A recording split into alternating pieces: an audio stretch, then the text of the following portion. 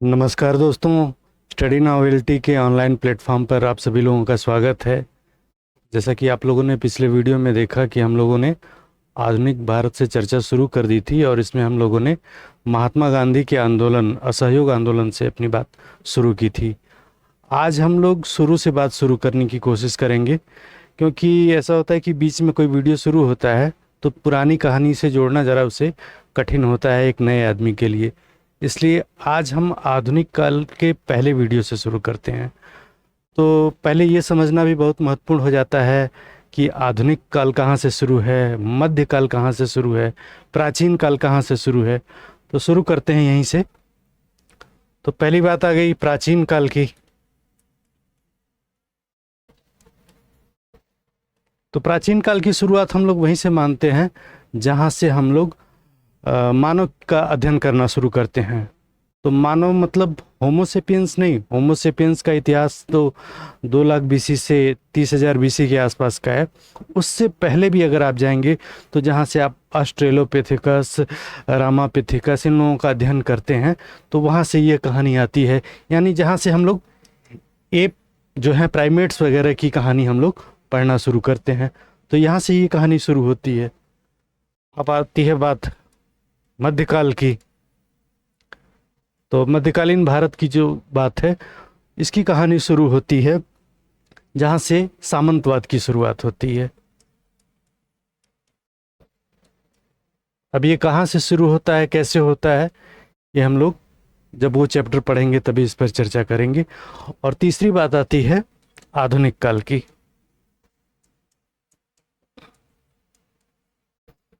आधुनिक काल की कहानी शुरू होती है उस समय से कि जब हम लोग पूंजीवादी उत्पादन प्रणाली की बात करते हैं, या फिर हम ये कहते हैं कि जब हमें दुनिया में कुछ ऐसे परिवर्तन दिखाई देते हैं जो पुनर्जागरण और प्रबोधन की ओर संकेत करते हैं। मतलब एक ऐसा युग जब व्यक्ति बुद्धि और तर्क पर आधारित बात कर रहा है और उसके सारे कार्यों के सोच का केंद्र जो है वह मानव बन गया है। ठीक है, इसलिए कहा जाता है पुनर्जागरण युग की एक प्रमुख विशेषता थी कि इस समय से मानव की समस्याओं के बारे में विचार किया जाना शुरू हो गया। ऐसा नहीं कि पहले मानव के बारे में विचार नहीं किया जाता था, पहले भी विचार किया गया और बहुत सारा काम भी किया गया, लेकिन सारे विचार का केंद्र प्राचीन और मध्यकाल में ईश्वर हुआ करता था। लेकिन अब पूरी तरह यह सोच बदल गई और सारे विचारों का केंद्र मानव हो गया। अब ये कोशिश किया जाने लगा कि मानव का जीवन कैसे बेहतर बनाया जाए। ठीक है, तो यहीं से शुरू करते हैं। तो पूंजीवाद और या फिर जो हम पुनर्जागरण और प्रबोधन की बात कर रहे हैं, यहाँ से ये कहानी शुरू होगी। भारत के संदर्भ में यह कहानी थोड़ा बाद में आती है। अभी विश्व इतिहास से हम इस कहानी को जोड़ने वाले हैं, इसलिए हम इसे इस बात को बता रहे हैं। अभी देखते हैं कैसे ये जुड़ रहा है कहानी भारत से भी। ठीक, तो आइए ज़रा शुरू करते हैं। ज़रा इसकी पृष्ठभूमि में जाना पड़ेगा, क्योंकि बिना पृष्ठभूमि के आप समझ नहीं पाएंगे कि कैसे ये कहानी विश्व इतिहास, भारतीय इतिहास से जुड़ रहा है। तो इसकी कहानी 2 अलग अलग धर्म के लोगों के आपसी द्वंद्व युद्ध से शुरू होती है। ठीक है, और यह 2 अलग अलग धर्म थे, इस्लाम धर्म और ईसाई धर्म। ठीक, तो इस्लाम और ईसाईयत का जंग तो बहुत पहले से ही चल रहा था। 7वीं सदी में इस्लाम धर्म की स्थापना होती है। ठीक, और 8वीं सदी में इन्होंने भारत पर भी अभियान किया, सिंध की विजय की, और 8वीं सदी में ही इन्होंने तुर्की पर भी अभियान किया और तुर्की का क्षेत्र जो था इन्होंने अपने प्रभाव में ले लिया। और वहाँ के लोगों को इन लोगों ने इस्लाम के लोगों ने इस्लाम धर्म में इन्हें दीक्षित कर लिया। तो जब ये लोग इस्लाम धर्म में दीक्षित हो गए तो आप लोगों ने एक चीज़ बड़े ध्यान से देखा होगा कि जब कोई व्यक्ति जो शुरू से ही किसी धर्म का अनुयायी रहा हो तो वह अपने धर्म के प्रति बहुत कट्टर नहीं होता है, लेकिन जो व्यक्ति कन्वर्टेड होता है उसे दिखाना रहता है सामने वाले को कि मैं तुम्हारे धर्म के प्रति तुमसे ज़्यादा वफादार हूँ, तो वह कट्टरता का कुछ ज़्यादा प्रदर्शन करता है। और यही बात तुर्कों के संदर्भ में दिखाई देती है। अब यह अरबों से भी ज़्यादा कट्टरता का प्रदर्शन करने लगे थे। ठीक, तो इसी क्रम में यह युद्ध और यह लड़ाई इस्लाम और ईसाईयत के बीच में गहराने लगती है। और इसकी शुरुआत हम कह सकते हैं कि शुरुआत तो बहुत पहले ही हो गई थी, लेकिन जिसे हम धर्म युद्ध कहते हैं, जो इन दोनों धर्म के लोगों के बीच हुआ 1194-95 से लेकर के 1291 तक एक लंबा युद्ध चला दोनों धर्म के अनुयायियों में। इसे धर्म युद्ध का नाम दिया गया है और कई चरणों में चला। इसका नुकसान ये हुआ कि जो ईसा मसीह का जन्म स्थान था यरूशलेम, मतलब फिलिस्तीन का क्षेत्र और उसकी राजधानी यरूशलेम, यह इस्लाम धर्म के अनुयायियों के कब्जे में चला गया। ठीक, तो इस तरह से ईसाई धर्म के अनुयायी अपने आप को बड़ा ठगा हुआ और बड़ा ही कमज़ोर अपने आप को पाते हैं।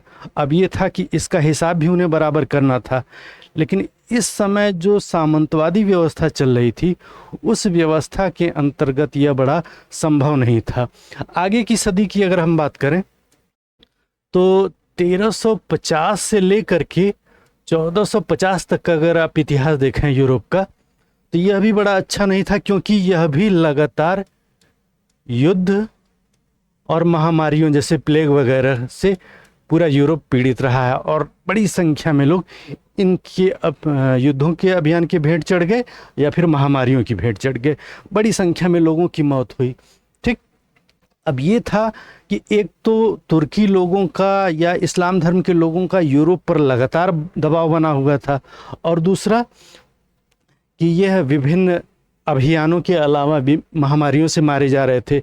और यह दौर जो था मध्यकालीन जो सामंतवादी दौर था, इसकी विशेषता यह थी कि इसमें भूमि व्यवस्था से जुड़े हुए जो लोग होते थे वह नहीं चाहते थे कि उनके जो किसान वगैरह हैं किसी और जगह शिफ्ट हों, ट्रांसफ़र हों।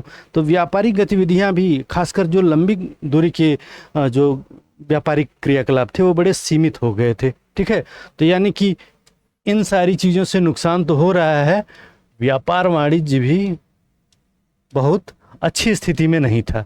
ठीक, तो इन सारी परिस्थितियों में अब तुर्की लगातार अपना दबाव, जो उस्मानी साम्राज्य या ऑटोमन साम्राज्य है, वो लगातार इन लोगों पर दबाव बनाए हुए था। ठीक, तो अब ये कहानी है 1453 की। इतिहास में कुछ ऐसी बड़ी बड़ी घटनाएं होती हैं कि एक घटना पूरी दुनिया के इतिहास को बदल देती है। तो ये वही घटना है 1453 की, जब तुर्की का जो शासक है महमद द्वितीय, जिसे हम मोहम्मद फतेह के नाम से भी जानते हैं, इसने कुस्तुनतुनिया पर अधिकार कर लिया। ठीक, और ये कुस्तुनतुनिया क्या है? बाइजेंटाइन साम्राज्य की राजधानी है।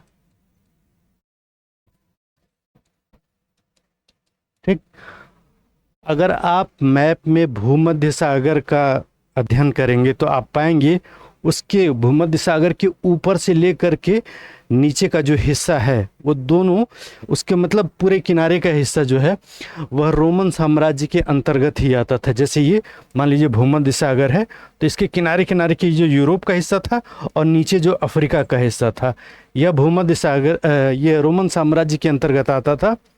अब आप मैप में समझते ही हैं, ये हिस्सा जो होता है ये पश्चिम का होता है और ये पूर्व का होता है। जो पूर्व का हिस्सा था, यह पश्चिम का हिस्सा, यह पश्चिमी रोमन साम्राज्य के अंतर्गत आता था, जिसकी राजधानी रोम हुआ करती थी। और ये जो पूर्वी रोमन साम्राज्य है, इसकी राजधानी हुआ करती थी कुस्तुनतुनिया। वास्तव में यहाँ का शासक 330 ईस्वी में राजधानी परिवर्तन किया था। पहले संपूर्ण एक ही रोमन साम्राज्य के अंतर्गत आता था, जो बाद में विभाजित हो गया। ठीक, तो पहले सारे की राजधानी रोम होती थी, लेकिन जब कॉन्स्टेंटाइन शासक बनता है 330 ईस्वी में, उसने राजधानी परिवर्तित कर दी और अपने नाम पर जो शहर बसा था कॉन्स्टेंटिनोपुल, जिसे बाद में कुस्तुनतुनिया मतलब हिंदी में कहा जाने लगा। ठीक है, तो वहाँ इसने अपनी राजधानी बना दी। और बाद में जब रोमन साम्राज्य का विभाजन हो गया तो 477 ईस्वी के आसपास जर्मन लोगों ने पश्चिमी रोमन साम्राज्य को तो ध्वस्त कर दिया। अब यह जो पूर्वी रोमन साम्राज्य है, जिसे हम बाइजेंटाइन साम्राज्य के नाम से भी जानते हैं, यह अपना अस्तित्व बनाए हुए था और यहाँ पर लगातार तुर्कों का दबाव बना हुआ था और वह दबाव अंत में काम किया और मोहम्मद द्वितीय के नेतृत्व में तुर्कों ने 1453 ईस्वी में इस बाइजेंटाइन साम्राज्य की राजधानी पर भी अधिकार कर लिया। ठीक, और इस घटना ने पूरे यूरोप ही नहीं पूरे विश्व इतिहास को भी प्रभावित किया। अब देखते हैं यहाँ से कैसे आधुनिक काल की नींव पड़ती है। तो इस घटना का प्रभाव क्या रहा, मतलब कुस्तुनतुनिया का जो पतन हुआ इसका प्रभाव क्या रहा, जरा जानने की कोशिश करते हैं। तो जैसा कि आप मैप में देख रहे हैं, अगर ये हिस्सा ये हो गया है अब इस्लाम धर्म के अनुयायियों में, जबकि ये क्षेत्र है ईसाई धर्म के लोगों का, और ये तो ईसाई धर्म के लोग हैं ही, तो यहाँ इनके लिए सरवाइव करना बड़ा मुश्किल था, कठिन था। इसलिए यहाँ से लोग लगातार शिफ्ट करते हैं और पूर्वी रोमन साम्राज्य का जो हिस्सा था यहाँ से पश्चिम की ओर लगातार आना शुरू कर देते हैं। ठीक है, तो उसका नतीजा क्या हुआ? उसका नतीजा ये होता है कि ये लोग पहले तो ईसाई लोग जो हैं ये कहाँ आ गए? पूर्व से पश्चिम आ गए। जो इनका पूर्वी रोमन साम्राज्य का क्षेत्र था वहाँ से पश्चिमी रोमन साम्राज्य में आ गए। ठीक, ये पलायन हुआ, इस पलायन का भी प्रभाव पड़ा। ठीक, तो इसका प्रभाव क्या हुआ? अब ये जब इस हिस्से में आए तो वो पुराना जो रोमन साम्राज्य वाला ज्ञान था उसे लेकर के आए। ठीक है, और इस ज्ञान ने पुनः यहाँ पर किस बात की शुरुआत की, जिसे हम पुनर्जागरण कहते हैं, और आगे चल करके प्रबोधन का भी जन्म हुआ। ठीक, असल में माना जाता है कि मध्यकाल में यूरोप में कोई बहुत ज़्यादा डेवलपमेंट हुआ नहीं। ठीक है, जो था वो प्राचीन काल में था और मध्यकाल की सामंतवादी व्यवस्था के अंतर्गत यूरोप काफ़ी शांत हो गया था। ठीक है, वहाँ कोई विशेष डेवलपमेंट नहीं हो रहा था। लेकिन इस घटना के बाद जब पुराने ज्ञान विज्ञान के साथ ये लोग पश्चिम में आते हैं, क्योंकि इस्लामिक क्षेत्र में रहना इनके लिए कठिन हो गया था, तो जब ये लोग पश्चिमी क्षेत्र में आए और इस ज्ञान विज्ञान का इन्होंने प्रचार करना शुरू किया, और इन्हें इस जगह पर जो शुरू हुआ था ये पुनर्जागरण, यहाँ पर बहुत सारे जगह हैं जहाँ पर इनको शरण मिली थी। इसमें सबसे ज़्यादा महत्वपूर्ण रोल इटली का था। इटली का रोल ऐसे था कि जैसे हमने कहा कि ये भूमध्य सागर है। ठीक है, ये भूमध्य सागर हो गया और इसकी स्थिति इटली की एकदम बीच में थी। ठीक है, और इसीलिए जो भारत का यूरोप के साथ व्यापार हो रहा था, इसमें यही इटली के जो व्यापारी थे सबसे ज़्यादा लाभ की स्थिति में थे। ठीक, तो जब लाभ की स्थिति में थे तो आर्थिक रूप से मजबूत थे, और जब आर्थिक रूप से मजबूत होंगे तो ऐसे लोग ही ना इस तरह के लोगों को शरण दे सकते हैं जो ज्ञान विज्ञान से परिपूर्ण हैं। ठीक, तो इस तरह से हम देखते हैं कि ये लोग यहाँ पर आए अपने पश्चिमी क्षेत्र में, और यहीं से पुनर्जागरण की और प्रबोधन की शुरुआत हुई। प्रबोधन बाद में शुरू होता है, और जब प्रबोधन की शुरुआत हुई तो व्यक्ति ने अपने तर्क का, बुद्धि का प्रयोग करना शुरू किया। जब तर्क और बुद्धि का प्रयोग करेगा तो स्वाभाविक सी बात है, जो भी समाज में, धर्म में कहीं पर भी कमियां दिखेंगी तो उसका वह प्रोटेस्ट करेगा, विरोध करेगा, और यहीं से शुरू होता है धार्मिक सुधार आंदोलन।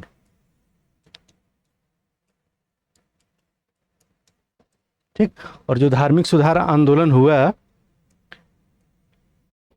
यह मार्टिन लूथर के नेतृत्व में होता है, और यहीं से फिर प्रोटेस्ट करने वाले कैथोलिकों का जो धर्म था उसके विपरीत ये अपना कुछ नई मान्यता लेकर के आए थे।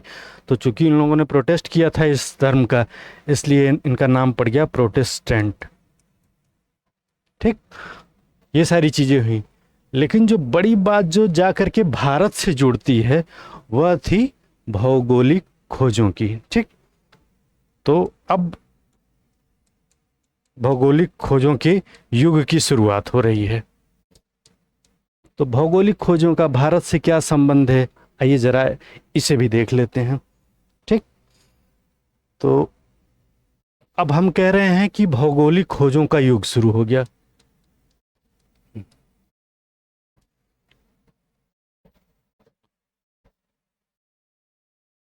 भौगोलिक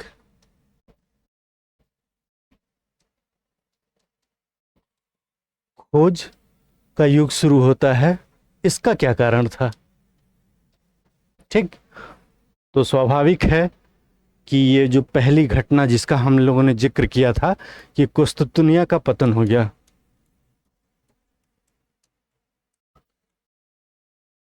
कुस्तुतनिया का पतन हो गया और जो 1500 साल तक रोमन साम्राज्य अपना अस्तित्व बनाए हुआ था वह एक झटके में समाप्त हो गया है। ठीक है, तो जब इसका पतन हुआ तो अब क्या है, आपने अगर मैप में देखा होगा तो जो भारत का जो हिस्सा है, आप लोगों ने इस देखा होगा कि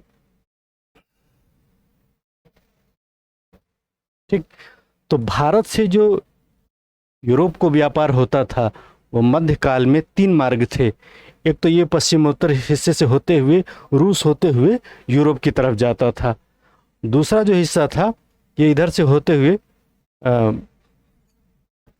फारस की खाड़ी, ठीक है, फारस की खाड़ी होते हुए जाता था। और जो तीसरा मार्ग था यह लाल सागर होते हुए जाता था। लाल सागर वाला जो क्षेत्र था थोड़ा सा धुआं और कोहरे इसका प्रभाव में रहता था, इसलिए इसका प्रयोग कम होता था। और जो जमीनी रास्ता था जानते ही हैं, वहाँ पर तरह तरह के खतरे हैं हुआ करते थे उस दौर में, इसलिए ज़्यादातर फारस की खाड़ी का प्रयोग होता था। लेकिन फिर भी इन तीनों मार्गों का प्रयोग किया जाता था और यहाँ से होते ये लोग भूमध्य सागर तक पहुँचते थे। ठीक, तो इन 3 मार्गों से यूरोप में भारतीय व्यापारी प्रवेश कर रहे थे। लेकिन दिक्कत ये था कि इसका प्रभाव यह रहा कि जब कुस्तुनतुनिया का पतन हो गया तो तुर्क लोगों ने इस मार्ग से होकर के यूरोप के व्यापारियों को, विशेषकर जो जिनेवा और अन्य देश के, जिनेवा नहीं, ये जिनेवा जो है स्विट्जरलैंड का एक नगर है, जिनेवा की बात हो रही है। ठीक है, जो इटली के 2 नगर हैं उसमें वेनिस और जेनेवा, ठीक है, इन दोनों नगरों के व्यापारी थोड़ा इस क्रियाकलाप में ज़्यादा आगे थे। थोड़ा बहुत उनको कुछ मिल गया रास्ता, लेकिन अब ज़्यादातर ये था कि तुर्कों ने पूरी तरह से साफ मना कर दिया कि हम अपने क्षेत्र से आपको इस व्यापार की अनुमति नहीं देंगे। पहले से भी चला आ रहा था कि जो एशियाई व्यापार था इस पर अरब लोगों का अधिकार था और जो यूरोपीय व्यापार था उस पर यूरोपीय लोगों का अधिकार था। इन यूरोपीय लोगों में ज़्यादातर प्रभाव किसका था? इटली के ही जो व्यापारी थे, जो वेनिस के और या फिर जिनोवा के थे। ठीक है, तो इस तरह से अब ये हुआ कि अगर इन्हीं दोनों लोगों को सिर्फ मौका मिलेगा या अब इन्हें भी नहीं मिलेगा तो यूरोप के व्यापारी भारत से व्यापार क्यों करेंगे, कैसे कर पाएंगे? ऐसा नहीं है कि अभी इसी समय व्यापार शुरू हो रहा था या शुरू होने वाला था। हमने कहा ना कि प्राचीन काल से इन 3 मार्गों से व्यापार पहले भी लगातार चल रहे थे। अब इस कुस्तुनतुनिया के पतन के बाद यह जो मार्ग था, यह तीनों मार्ग एकाएक बंद हो गया। तो अब जो यूरोप के अन्य देश थे, विशेषकर जो आइबेरियन प्रायद्वीप से जुड़े हुए थे, पुर्तगाल और स्पेन, ये चाहते थे कि वेनिस और जेनेवा का भी जो वर्चस्व बना हुआ है यूरोप में, और या फिर तुर्कों और अरबों का जो वर्चस्व बना है ये भी समाप्त हो और भारतीय व्यापार से जुड़ करके हम भी कुछ लाभ कमाएं। यूरोप की एक मजबूरी ये थी कि सर्दियों में वहाँ बहुत ज़्यादा बर्फ़ पड़ती है तो खाने पीने की चीज़ों की दिक्कत होती है। तो वो लोग जो पहले से मांस कलेक्ट करके रखते थे वहाँ से तो वो उस मांस पर ये भारतीय जो मसाले होते थे, गरम मसाले और नमक डाल करके इसे प्रिजर्व करते थे और लंबे समय तक उसी का सेवन करते थे। फिर जब थोड़ा ऐसा मौसम आता था कि फिर शिकार करना या खेती करना आसान हो जाता था तो फिर ये इस काम में संलग्न हो जाते थे। इसलिए उनकी ज़रूरत थी कि भारतीय सूती वस्त्र और रेशमी वस्त्र के लिए और साथ में मसालों के लिए ये भारत जाएं। लेकिन मार्ग बंद हो गया है, अब वैकल्पिक मार्गों की तलाश की जा रही है। यानी यूरोपीय कंपनियां जो पहले आती थीं अब वह नए मार्गों का तलाश करके आने की कोशिश कर रही हैं। तो उसमें भौगोलिक जो खोज हुई उसमें कुस्तुनतुनिया का पतन कारण बना। और दूसरा, इसमें अब शासक वर्ग का योगदान भी है, और इसमें ज़्यादा बड़ी भूमिका है पुर्तगाल के शासक की और स्पेन के। ठीक, इन दोनों देशों के शासकों का बड़ा रोल था। ठीक है, इसके अलावा एक बड़ी और बात थी कि जो भौगोलिक खोजों के लिए एक रास्ता बना रही थी, वो था यह जो दौर था यह वैज्ञानिक विकास का था। और जब वैज्ञानिक विकास होगा तो समुद्री यात्रा भी आसान होगी। आपने पढ़ा होगा कि 1380 के आसपास कंपास की खोज हुई, जिसे कुतुबनुमा भी कहा जाता है। ठीक है, इसकी खोज हुई, लेकिन इसका प्रयोग वास्तव में 15वीं सदी में ही शुरू हुआ। ठीक है, अच्छे से। और दूसरा, जहाजरानी के क्षेत्र में भी खूब सारे काम हुए। आपने देखा होगा कि जब वास्को डी गामा है, कोलंबस है, ये अपने बड़े बड़े जहाज़ों में बैठ करके बहुत सारे लोगों के साथ निकलते थे, तो वो जो जहाज़ होते थे वो एक तरह से जंगी बेड़ों से घिरे हुए रहते थे और वह लंबी यात्रा के लिए बड़े अनुकूल हुआ करते थे। तो जहाजरानी के क्षेत्र में विकास, कंपास के क्षेत्र में विकास, प्रिंटिंग प्रेस का भी विकास हुआ। ये सारी चीज़ों ने चीज़ों को थोड़ा आसान बनाया। इसमें हम प्रिंटिंग प्रेस को थोड़ा अलग से लेंगे। प्रिंटिंग प्रेस का विकास, तो जब प्रिंटिंग प्रेस का विकास होगा तो आपको पता है ज्ञान विज्ञान की जो बातें हैं वो सामान्य लोगों के लिए सहज उपलब्ध नहीं थी, अब वह सबके लिए उपलब्ध हुई और इसका लाभ उठा करके अब हर कोई आगे निकल सकता था। ठीक है, और इसी दौर में फिर आप एक नई चीज़ जानते हैं कि 1477 ईस्वी में अपने लिखे जाने के करीब 1300 साल बाद एक मिस्र का एक बहुत बड़ा भूगोलवेत्ता है जिसका नाम है टॉलमी की एक किताब है जिसका नाम है जियोग्राफिका, इसका प्रकाशन हुआ। ठीक, तो प्रिंटिंग प्रेस का विकास होने का फायदा हुआ कि टॉलमी की जियोग्राफिका का प्रकाशन हुआ। और इस प्रकाशन से यूरोप के लोगों को पता चला कि अरे दुनिया में जो अपना कब्जा जमाना है या अपना प्रभाव जमाना है ये तो बड़ा आसान है और हमारे लिए वैकल्पिक मार्ग भी बड़े आसानी से मिल जाएगा। बस थोड़ा सा हमको इसके लिए संघर्ष दिखाना होगा, साहस दिखाना होगा। ठीक है, तो टॉलमी की जियोग्राफिका की खासियत ये थी कि इसमें जो पूरे विश्व का जो मानचित्र था वो 3 हिस्सों में बांटा गया था। एक हो गया यूरोप का हिस्सा, एक हो गया एशिया का हिस्सा और एक जो हो गया वह अफ्रीका का हिस्सा। इन 3 हिस्सों में इसे बांटा गया था और इसके बीच में जो सागर थे वो बड़े संकरे बनाए गए थे। इन संकरे सागरों को देख करके स्पेन और पुर्तगाल के लोगों को लगा कि यह तो बड़े ही संकरे रास्ते हैं और इन्हें हम अपनी छोटी छोटी नौकाओं से ही बड़े आसानी से पार कर जाएंगे। ठीक, तो इस तरह से इन्हें लगा कि बस अब यह काम बड़ा आसान होने वाला है इसकी मदद से और हम जल्दी ही अब पूर्वी देशों की यात्रा करेंगे और वहाँ पर हम अपना जो भी व्यापारिक क्रियाकलाप है फिर से शुरू कर पाएंगे। तो प्रिंटिंग प्रेस का वो हुआ, लाभ मिला। इसके बाद एक व्यक्ति का नाम आता है मार्को पोलो। ठीक, मार्को पोलो वेनिस का एक व्यक्ति है और इसने पूर्वी देशों की यात्रा की। खासकर जब इसने चीन की यात्रा की तो वहाँ का जो शासक है कुबलई खां, उसके दरबार में गया और वहाँ की भव्यता का वर्णन किया इसने अपनी किताब में। तो जब वर्णन किया तो इसे पढ़ करके यूरोप के लोगों में भी यह बात आई कि क्यों ना हम प्रयास करें कि जैसे वहाँ के लोग काफ़ी धनी हैं तो हम भी धनी बने। तो जो धनी बनने की जो भावना थी ये इनके मन में धीरे धीरे घर करने लगी और फिर ये लोग भी इसके लिए प्रयास करने लगे। ठीक है, तो इस तरह से मार्को पोलो का जो लेखन था वह भी कहीं ना कहीं इन्हें लाभ पहुंचा रहा था। इसके अलावा कुछ और भी बातें थीं, जैसे उनमें जो धार्मिक जो चेतना है इनकी वह भी कहीं ना कहीं से इसकी तरफ बढ़ा रही थी, क्योंकि धर्म युद्धों में इनकी पराजय हुई थी, क्षेत्र भी गया, बहुत सारे लोग भी मारे गए।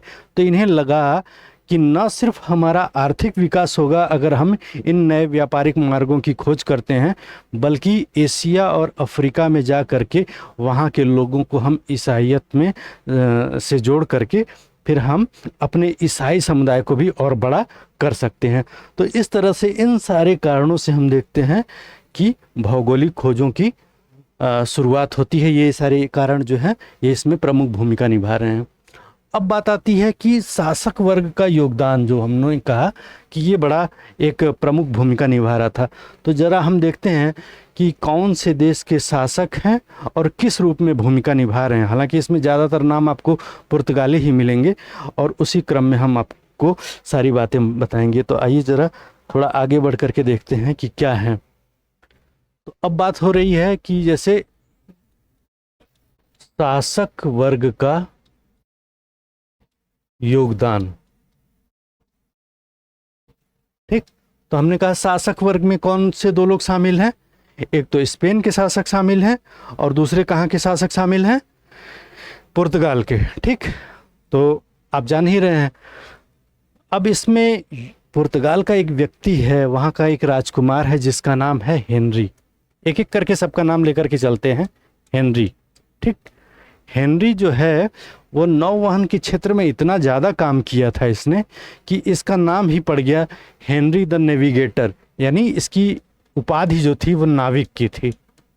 नौवहन के क्षेत्र में बहुत सारा काम करने के कारण, आपने अगर अफ्रीका का मैप देखा है तो वो इस तरीके से है और इसने आइबेरियन प्रायद्वीप से होते हुए इस अफ्रीका के इस पश्चिमी तट की बार बार यात्रा की, ठीक है।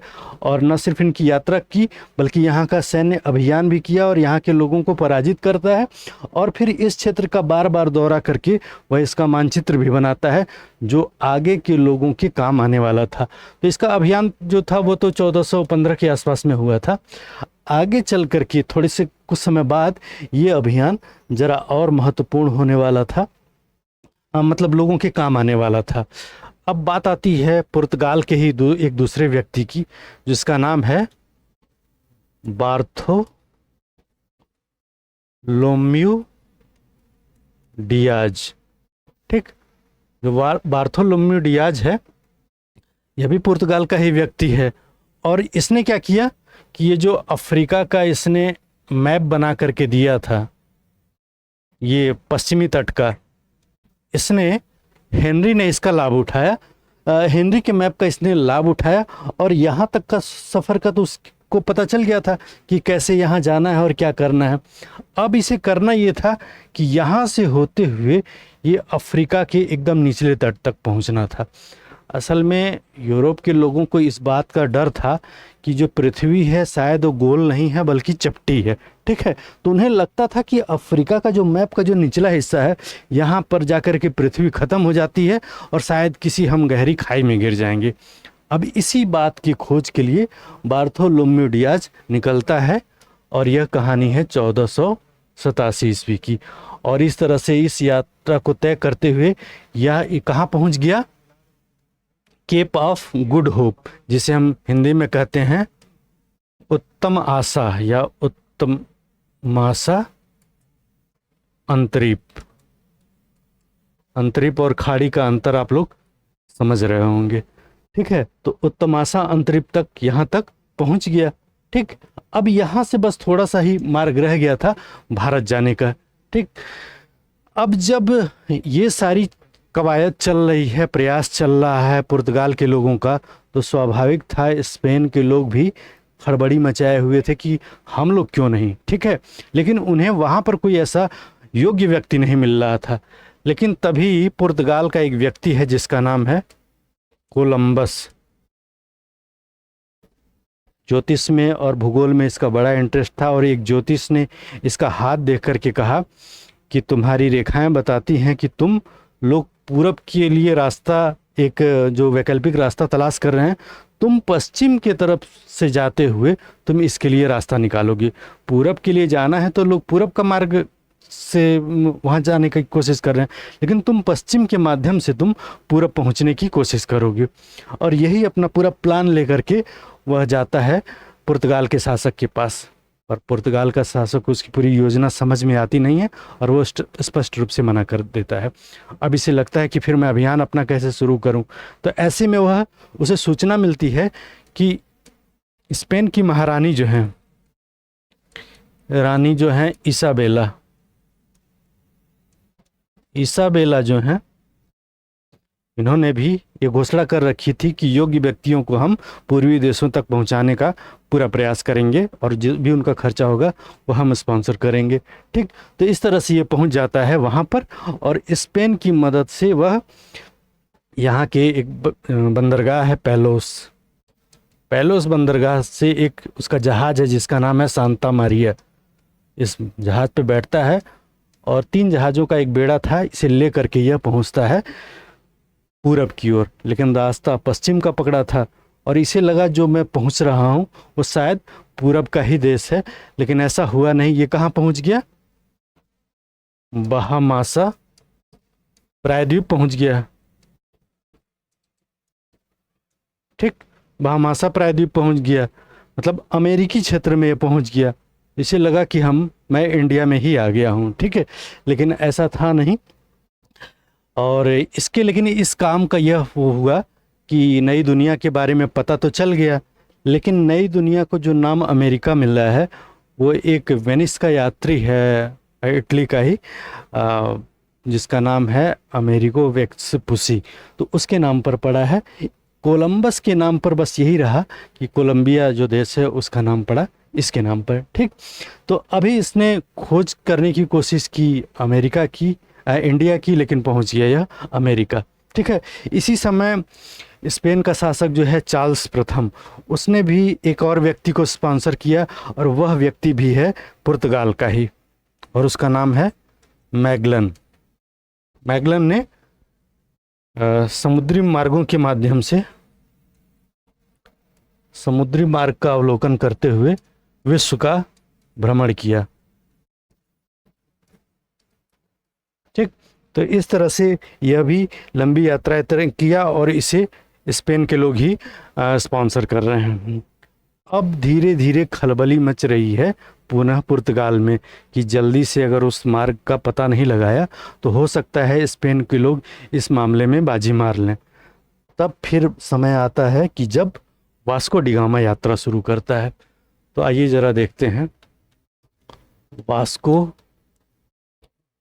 D gamma. इसका एक भाई है जिसका नाम है पाउलो डी गामा। इसके साथ दोनों साथ में यात्रा करते हैं और इस अभियान में पाउलो डी गामा की मौत होती है, लेकिन अपनी यात्रा पूरी करने में वास्को डी गामा सफल रहा। ठीक, तो वास्को डी गामा ने साओ गैब्रियल नामक एक इसका जहाज़ है और दूसरा जो पाउलो जिसमें बैठा हुआ था रफाएल नामक एक जहाज़ है और 2 और बेड़े थे। इन चारों बेड़ों को लेकर के, जहाज़ों को लेकर के वह पूरब की यात्रा पर निकल जाता है। तो आपने जैसे देखा ये मैप में कि ये अफ्रीका का पश्चिमी तट है। ठीक, और यहाँ पर ये आप आगे केप ऑफ गुड होप, आसान द्वीप, फिर यहाँ से ऐसे रास्ता है और ये मेडागास्कर है। अब आपको इंडिया जाना है तो यहीं से हो करके ऐसे आपको जाना होगा। यहाँ तक का सफ़र आसान था क्योंकि बार्थोलोम्यू डियाज ने यहाँ तक का रास्ता तो बता दिया था। यहाँ से इसे अब इधर जाने में और भारत का रास्ता पता करने में दिक्कत हो रही थी। अच्छा, इसकी भी त्वचा का रंग गोरा और अरब जो लोग थे वो भी गोरे, तो उन्हें इस बात को समझने में थोड़ा समय लगा कि ये जो गोरे लोग हैं वास्तव में ये अरब लोग नहीं हैं, बल्कि ये कौन हैं? यूरोप के लोग हैं। और जब ये लोग जाने कि हमारे प्रतिस्पर्धी अब हमारे प्रभाव वाले क्षेत्र में आ गए हैं, तो इन्होंने वास्को डी गामा को मारने के लिए दौड़ा लिया। अब ये जल्दी से अपने जहाज़ पर बैठ करके भागता है और फिर मोजाम्बिक का रास्ता पकड़ते हुए फिर यह इंडिया की तरफ बढ़ता है। और यहीं पर मार्ग में उसे मिलता है एक गुजराती पथ प्रदर्शक है जिसका नाम है अब्दुल मनीद, या इसे मजीद भी कहते हैं कहीं कहीं, तो जो भी हो आप देख लीजिएगा। अब्दुल मनीज या अब्दुल मजीद नामक एक व्यक्ति है जो गुजराती है और रास्ता दिखाने का काम करता है जो समुद्री व्यापार में जाने वाले लोग हैं। तो उन्हीं की मदद से यह फिर कहाँ पर पहुँच गया? कालीकट बंदरगाह जो है, कालीकट बंदरगाह के कप्पका डाबू, इस स्थान पर वह पहुंचता है और समय है 20 मई 1498, 1 वर्ष पहले वह निकला था और इस डेट को वह कप्पका डाबू या कालीकट पहुंचने में सफल रहा। अब वहाँ का जो शासक है, ये केरल का इलाका है, और वहाँ का जो शासक है जिसकी उपाधि है जमोरिन की, जमोरिन ने इसे देखा तो एक तो भाषाई दिक्कत थी, तो उसे लगा कोई अरबों की तरह से एक नया प्रतिस्पर्धी आ गया क्या जो हमें नुकसान पहुंचाना चाहता है। लेकिन जब बात होती है तो समझ में आता है, दोनों एक दूसरे को जब जान पहचान बढ़ती है मध्यस्थों के माध्यम से, तो समझ में आता है कि नहीं, ये व्यापारी हैं जो व्यापारिक सिलसिले में आए हैं और हमें कोई नुकसान नहीं पहुंचाएंगे। तो जमोरिन जो है इसे व्यापारिक काम करने देता है और उसके बाद फिर यह वास्को डिगामा ये यहाँ से बहुत सारी चीज़ें खरीद करके लेकर के जाता है और फिर यूरोप में इसे बेचता है और जितना भी उसका व्यापारिक खर्च हुआ था उसका 60 गुना इसे लाभ हुआ और यहीं से पूरी कहानी ही बदल गई। अब पूरे यूरोप के व्यापार का केंद्र पुर्तगाल की राजधानी बन गया लिस्बन, और वहाँ का जो शासक है मैनुअल प्रथम, उसने उपाधि धारण की वाणिज्य का प्रधान। ठीक, तो इस तरह से इस जो प्रतिस्पर्धा थी कि वैकल्पिक मार्गों का खोज करना है और इस पर अपना प्रभाव जमा लेना है, इसमें सफल होने वाले पहले व्यक्ति बने पुर्तगाली। ठीक है, अब इसे आगे भी जारी रखना था, तो इस जारी रखने में कुछ दिक्कतें थी। हमने कोलंबस की बात की थी। कोलंबस जब गया था फिर वापस लौटा और वो कई बार अमेरिका का अभियान किया था, क्योंकि उसने वहाँ का खोज किया था। जब वो खोज करके लौट रहा था तो अब चूंकि उसे स्पॉन्सर तो किया था वहाँ के लोगों ने, स्पेन के लोगों ने, तो अब उसे जो भी जानकारी देनी थी वह स्पेन के लोगों को ही जानकारी देनी थी। लेकिन उसका जो बेड़ा है, जहाजी बेड़ा, समुद्री तूफान में फंस गया। अब मजबूरी थी कि उसे पुर्तगाल के क्षेत्र में ही उतरना पड़ा, और जब पुर्तगाल के क्षेत्र में उतरा तो पुर्तगाल के लोगों को पता चला, वहाँ के शासक को पता चला कि हमारे ही देश का एक नागरिक है जो स्पेन की मदद कर रहा है और उसे लाभ पहुँचाने की कोशिश कर रहा है। तो उस समय जैसे आज भारत और पाकिस्तान में प्रतिद्वंदिता चलती है ना, भारत से ही निकला हुआ पाकिस्तान है, ठीक, लेकिन वह भारत के खिलाफ लगातार वो कार्रवाई करता है, बहुत सारी आतंकी गतिविधियां और न जाने क्या क्या, आप सभी लोग इस बात को बेहतर तरीके से जानते हैं। तो उसी तरह से जो पुर्तगाल है वो भी 1139 में स्पेन से ही निकला हुआ था, पैदा हुआ था, ठीक, और वह लगातार इसके खिलाफ आक्रामक चल रहा था, स्पेन के लोगों के खिलाफ। अब जब पुर्तगाल के लोगों को पता चला, वहाँ के शासक को पता चला कि स्पेन की मदद की जा रही है और हमारे ही लोगों के द्वारा, तो उसने इसके खिलाफ सख्ती बरती और डर के कारण फिर कोलंबस ने पूरी यात्रा वृत्तांत उसे सुना दिया और उसने जो वहाँ का मैप बनाया था वो उठा करके दे दिया पुर्तगाल के शासक को। अब स्थिति ये हो गई थी कि पुर्तगाल और स्पेन के बीच जो दक्षिण अमेरिकी देश हैं उन पर वर्चस्व को लेकर के युद्ध होने वाला था, लेकिन हुआ नहीं क्योंकि पोप ने हस्तक्षेप किया और फिर अमेरिका का विभाजन कर दिया गया, जिसमें यह तय हुआ कि जो ब्राज़ील वाला क्षेत्र है वह पुर्तगाल को मिलेगा। अब फिर से आते हैं वास्को डिगामा की कहानी पर। वास्को डिगामा ने जो अपना यात्रा समाप्त किया और उसके बाद फिर जब वह अपने देश पहुंचा तो 1500 ईस्वी में एक पुनः अभियान शुरू हुआ और उसका नाम है, जो शुरू करने वाला व्यक्ति है, पेड्रो अल्वारेज कैब्राल। ठीक, वास्को डिगामा के बाद पुर्तगाल के लोगों ने इस व्यक्ति को भेजा कि भाई जाओ और भारत का जो पता लगाना, जो व्यापारिक मार्ग का पता लग ही गया है, अब वहाँ पर जो व्यापारिक क्रियाकलाप है इसे और गति प्रदान करो। यह अटलांटिक महासागर के होकर के जाता, सभी लोग उसी रास्ते से जा रहे थे। इसने कहा कि क्यों न तूफानी मार्गों से बचने के लिए एक बड़ा आर्क बना करके, जो ये रास्ता था ऐसे ये अफ्रीका वाला, और ये अमेरिका वाला क्षेत्र है। तो उसने कहा क्यों ना एक बड़ा आर्क बनाते हुए तब हम यहाँ आए। और उस आर्क को उन्होंने जो बनाया, रास्ता जो बनाया, तो वो ऐसा बना कि पता चला कि वो अमेरिका पहुँच गया। और अमेरिका पहुंचा तो उसे पता चला अच्छा यही ब्राज़ील है जो अब हमारे कब्जे में आने वाला है।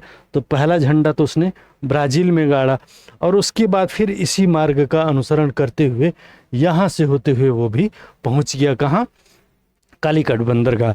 और जमोरिन ने इसका भी स्वागत किया। इसे पता था कि जमोरिन की अरब लोगों से पटती नहीं है, इसलिए पहला काम इसने किया कि अरबों को पराजित किया और उनका एक जहाज़ था वो उनसे छीन करके इसने जमोरिन को दे दिया। अब जमोरिन खुश हो गया और फिर यह व्यापारिक क्रियाकलाप करने लगा। फिर यह वापस चला जाता है। 1502 ईस्वी में पुनः वास्को डी गामा आया, ठीक। और उसके बाद फिर वह 1524 ईस्वी में वायसराय बन करके आया, ठीक है। वास्को डी गामा जो है वह इस क्षेत्र का वायसराय बन के आता है, लेकिन इस बार जल्दी मर जाता है। यानी वास्को डी गामा ने कुल 3 अभियान भारत का किया था, ठीक है। तो जब 1502 में वास्को डी गामा आया, उसके बाद ये हो गया कि अब भारतीय व्यवस्था को, जो भारतीय हमारा व्यापार है, इस पर नियंत्रण के लिए कुछ जरूरी काम करना होगा। तो इन्होंने क्या काम किया? पहला तो ये कि 1303 ईस्वी में इन्होंने एक व्यापारिक कंपनी का गठन किया, ठीक है। अब जो वहाँ की पुर्तगाल की ईस्ट इंडिया कंपनी थी वह 1628 ईस्वी में उसका गठन हुआ था, लेकिन अभी पूर्वी देशों के साथ व्यापार करने के लिए तत्काल एक कंपनी का गठन किया जाना जरूरी था भारत जैसे देशों के साथ व्यापार के लिए। तो कासा द इंडिया नाम से एक कंपनी का गठन हो गया, कासा द इंडिया, ठीक। और समय है 1503 ईस्वी, ठीक है। और इसी कंपनी के माध्यम से अब भारत के साथ व्यापारिक क्रियाकलाप को आगे बढ़ना था, ठीक। तो ये काम हो गया और इसी वर्ष इन लोगों ने कोचीन में अपनी पहली फैक्ट्री स्थापित कर दी, ठीक। अक्सर परीक्षाओं में एक प्रश्न पूछा जाता है कि जो यूरोपी भारत में आए थे उनका क्या क्रम था और जो कंपनियां स्थापित हुई थी उनका क्या क्रम था। तो इस बात को आप लोगों को थोड़ा सा बेहतर तरीके से समझ लेना है, वरना यह गलती आप लोग बार बार करेंगे, ठीक। तो अगर आने का क्रम है तो आपको पता चल ही गया कि सबसे पहले आए पुर्तगाली, फिर उसके बाद आए डच, उसके बाद फिर आए अंग्रेज और फिर फ्रांसीसी, ठीक। इसके अलावा डेन, स्वीडन के लोग भी आए थे, लेकिन वो बड़े महत्वपूर्ण नहीं है, ठीक है। तो ये 4 देशों को अक्सर सुमेलित करने वाले प्रश्न जो होते हैं उन्हीं रूप में अक्सर बार बार पूछा जाता है। तो ये आने के क्रम के हिसाब से था। अब जो कंपनी स्थापित हुई है उस हिसाब से देखें तो अगर कासा द इंडिया का नाम से अगर प्रश्न बन रहा है तब तो सबसे पहली कंपनी स्थापित पुर्तगाली हुई, ठीक है। क्योंकि पुर्तगाली इसलिए होगी क्योंकि 1503 ईस्वी में ही इनकी स्थापना हो गई थी, तो इस लिहाज से पहली कंपनी हुई पुर्तगाली।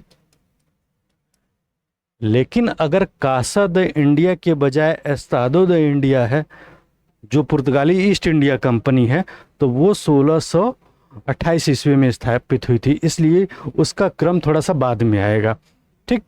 अच्छा, उसके बाद फिर ये कासा है इसलिए हम इसे 1503 वाला मान के चल रहे हैं, लेकिन अगर यह एस्तादो द इंडिया हुई तो 1628 हो जाएगा, ठीक। उसके बाद फिर जो ब्रिटिश ईस्ट इंडिया कंपनी है, तो ब्रिटिश ईस्ट इंडिया कंपनी है, इसकी स्थापना होती है, ठीक है, 1599 ईस्वी में। इसके बाद डच कंपनी है, डच आए तो पहले लेकिन इन कंपनी देर से स्थापना हुई। इनकी कंपनी 1602 ईस्वी में स्थापित हुई थी। और जो फ्रांस की कंपनी है, फ्रांसीसी ईस्ट इंडिया कंपनी, यह 1664 ईस्वी में स्थापित हुई थी। तो ये दोनों बातों को आप लोग अच्छे से समझे रहिएगा। बस पुर्तगाल के संदर्भ में ये वाला डेट अलग से याद रखिएगा कि कासा द इंडिया पूछेगा तब ये पहले स्थान पर आ जाएगा। लेकिन अगर इसका नाम आ गया, ये एस्तादो द इंडिया के हिसाब से अगर नाम दे करके पूछ रहा है, तब तो यह ब्रिटिश और डच के बाद आएगा, यानी पहले ब्रिटिश हो जाएगी, फिर डच, फिर पुर्तगाली और फिर फ्रांसीसी कंपनी। तो ज़रा नाम देख करके ही विकल्पों का चयन कीजिएगा, ठीक है।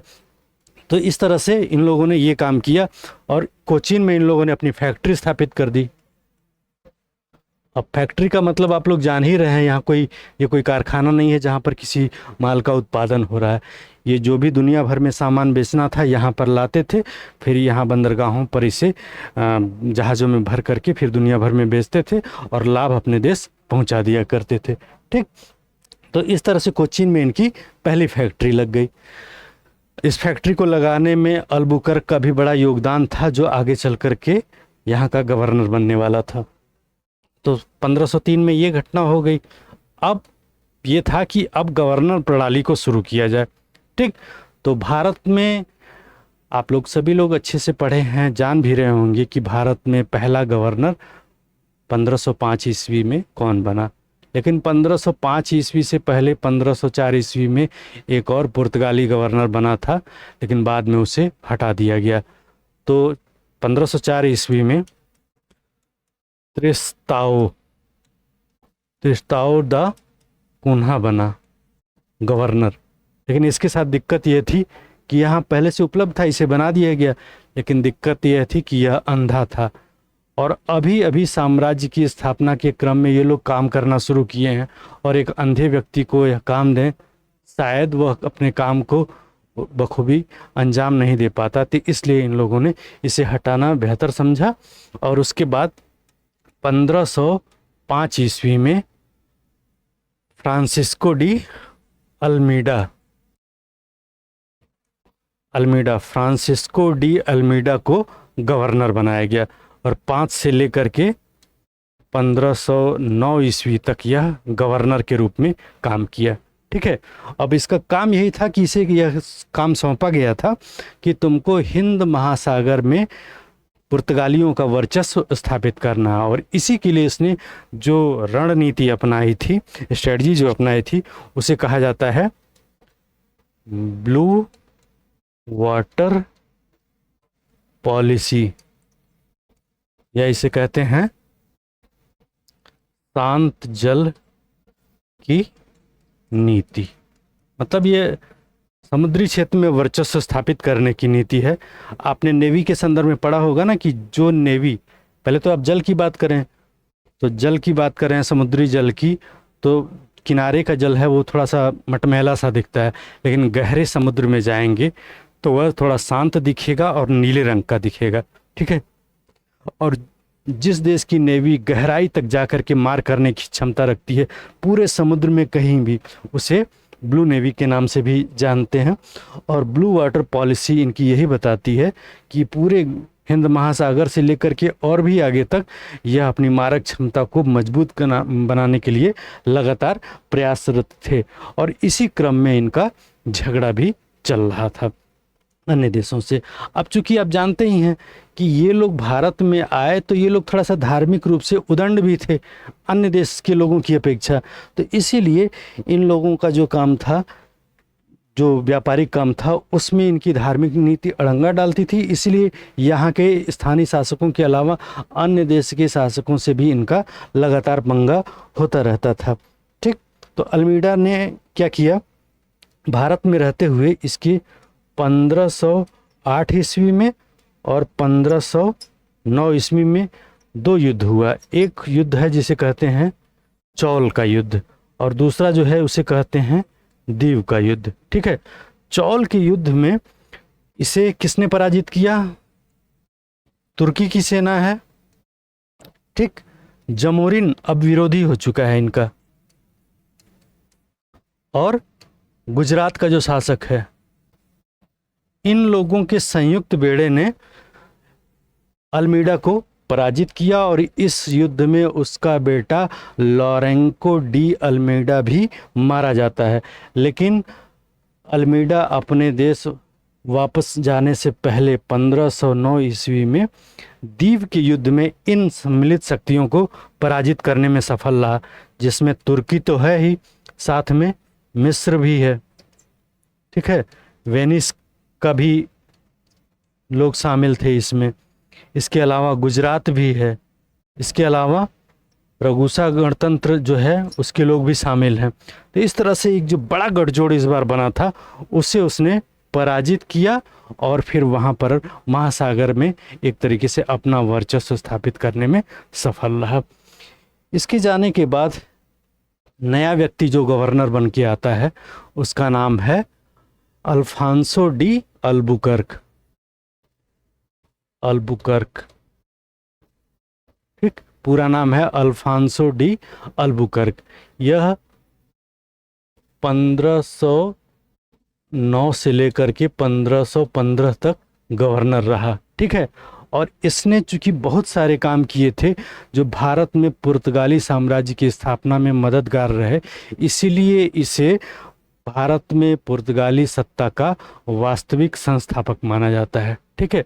तो इस बात को आप लोग जानते रहिएगा, वास्तविक संस्थापक माना गया है, ठीक। तो अल्बुकर्क वास्तविक संस्थापक है। अब वास्तविक संस्थापक के रूप में यह काम क्या कर रहा है? अच्छा, हिंद महासागर पर अगर वर्चस्व स्थापित करना है तो कुछ क्षेत्र हैं जिन पर आपको अपना वर्चस्व स्थापित करना होगा, ठीक है। तो उसमें एक नाम आता है 1510 ईस्वी में इसने बीजापुर की जो सुल्तान है उनका नाम है यूसुफ आदिल शाह। आदिल शाह, इन्हें पराजित कर दिया और इन्हें पराजित करके उसने गोवा पर अधिकार कर लिया, ठीक। तो पहला जो मुख्य अड्डा इसने बनाया वो अपना गोवा को बना लिया, आगे चल करके यही राजधानी बननी थी। फिर इसने कोचीन को अपनी राजधानी भी बनाई थी, ठीक है। कोचीन को इसने राजधानी बनाया। अब गोवा पर अधिकार करने के बाद कुछ और जगह थे जहां पर अपना प्रभुत्व स्थापित करना जरूरी था। तो इसमें दो नाम आते हैं, एक तो है होर्मुज और एक है, होर्मुज से पहले जरा हम लोग मलक्का को देख लेते हैं। 1511 ईस्वी में इसने मलक्का पर अधिकार कर लिया। आपने देखा होगा स्टेट ऑफ मलक्का को, थोड़ा सा ऐसे जो संकरा जो क्षेत्र है इसी के बीच से होकर के ऐसे ये रास्ता जा रहा है, ठीक। द्वितीय विश्व युद्ध में भी इस क्षेत्र के महत्व का पता चल गया था। और आपको आज पता है ना, जो चाइना ग्वादर बंदरगाह बना रहा है तो इसी मलक्का डिलेमा के कारण ही बना रहा है। आप इसका विस्तार से अध्ययन करेंगे तो आपको पता चलेगा कि पहले यह डिलेमा रूस को लेकर के थी चाइना की, आज वह भारत को लेकर के कर रहा है और भारत उसी को काउंटर करने के लिए चाबहार बंदरगाह पर काम कर रहा है, ठीक है।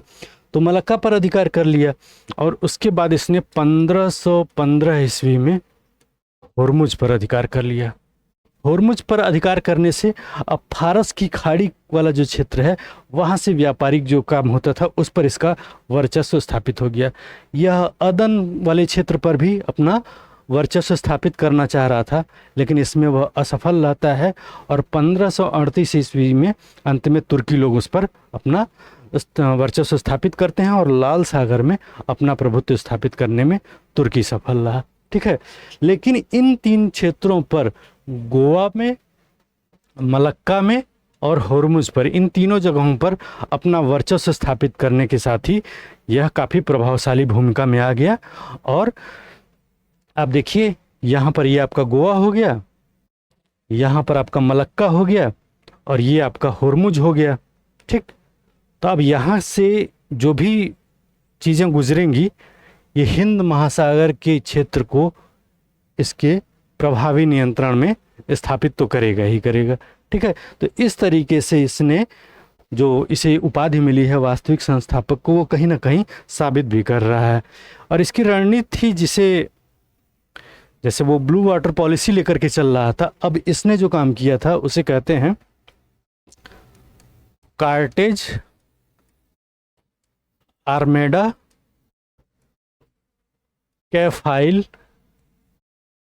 कैफाइल या कैफिले सिस्टम। मतलब उसने कहा कि अगर आपको हिंद महासागर में व्यापार करना है तो ये जो हमारा कैफिल सिस्टम या काफिला वाली व्यवस्था है, इसी काफिले में शामिल होकर के व्यापार करना होगा, लेकिन उससे पहले आपको हमसे कार्टेज लेना होगा, यानी परमिट लेना होगा एक छोटा सा, उसके लिए आपको शुल्क भी जमा करना होगा। अब इस शुल्क जमा करने के बाद आपको आपके काफिले की रक्षा जो करेगी हमारा आर्मेडा करेगा, यानी जो हमारी आर्म्ड शिप है वह करेगी, जंगी बेड़ा हमारा करेगा आपकी सुरक्षा। ठीक है, ये ऐसा व्यवस्था था जिसके अंतर्गत आप कुछ काम नहीं कर सकते थे, जैसे आप काली मिर्च का व्यापार या गोला बारूद का व्यापार नहीं कर सकते थे, शेष व्यापार यहाँ पर किया जा सकता था इस कैफाइल सिस्टम के अंतर्गत। ठीक है, और किसी और को छोड़िए, उस समय का सबसे बड़ा और बहादुर जो शासक था भारत का सम्राट अकबर, वह भी इस सिस्टम को स्वीकार कर लिया था, क्योंकि वह मान रहा था कि समुद्र क्षेत्र में, ये अपने आप को समुद्र का स्वामी कहते थे, और समुद्री क्षेत्र में अकबर की स्थिति अभी इतनी मजबूत नहीं थी कि वह इन्हें चुनौती दे सके।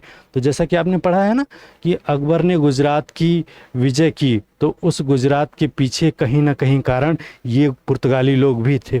ठीक, तो इस तरह से उसने इस सिस्टम को स्वीकार कर लिया और उसे प्रतिवर्ष निःशुल्क एक कार्टेज मिल जाता था, जिससे वो अपना जो भी व्यापारिक क्रियाकलाप था वो कर सकता था। ठीक है, तो इस तरह से ये सारा काम चला है अल्बुकर्क। आगे चल कर के एक और व्यक्ति है जिसका नाम आता है नीनो डी कुन्हा। ठीक, इसकी बड़ी बात यही थी कि इसने गोवा को राजधानी बनाई,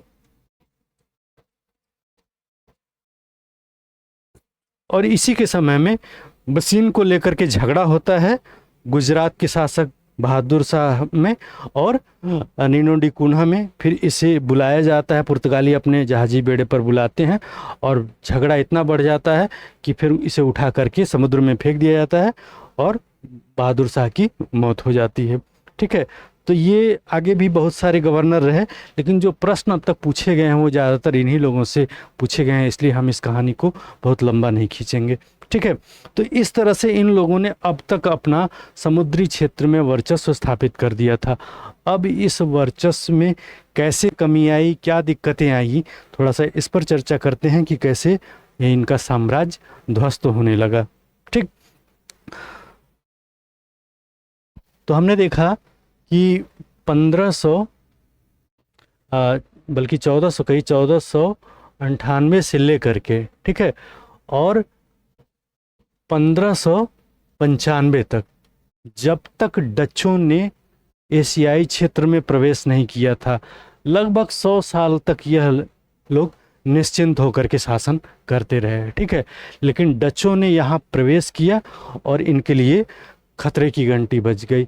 कार्नेलियस हाउटमैन के नेतृत्व में डचों का एक दल, जो दक्षिण पूर्व एशियाई क्षेत्र है, बांटम का क्षेत्र है, वहाँ पर प्रवेश करता है, और यहीं से फिर डच धीरे धीरे विभिन्न अभियानों में दक्षिण पूर्व एशिया में या पूर्वी एशिया में अपना वर्चस्व स्थापित करते जाते हैं, और वहाँ से पुर्तगाली सत्ता को प्रतिस्थापित करते हुए और फिर आगे बढ़ते हुए वो भारत तक पहुँच जाते हैं, और भारत के पड़ोस में जो सिंहल राज्य है यानी कि श्रीलंका है, वहाँ पर भी यह अपना वर्चस्व स्थापित करते हैं।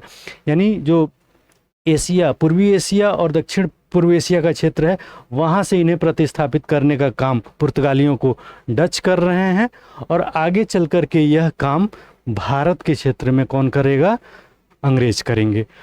अंग्रेजों ने कैसे किया? अंग्रेजों ने पहला काम ये किया कि 1611 में, तो 1611 से पहले आप 1608 की कहानी जानते हैं।